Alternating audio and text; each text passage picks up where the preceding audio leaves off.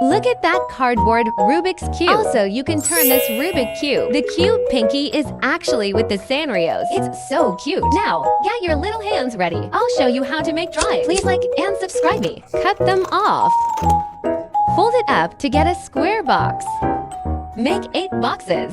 Connect the 2 with cotton thread. I use glue to stick them. Connect them all. Put together like this.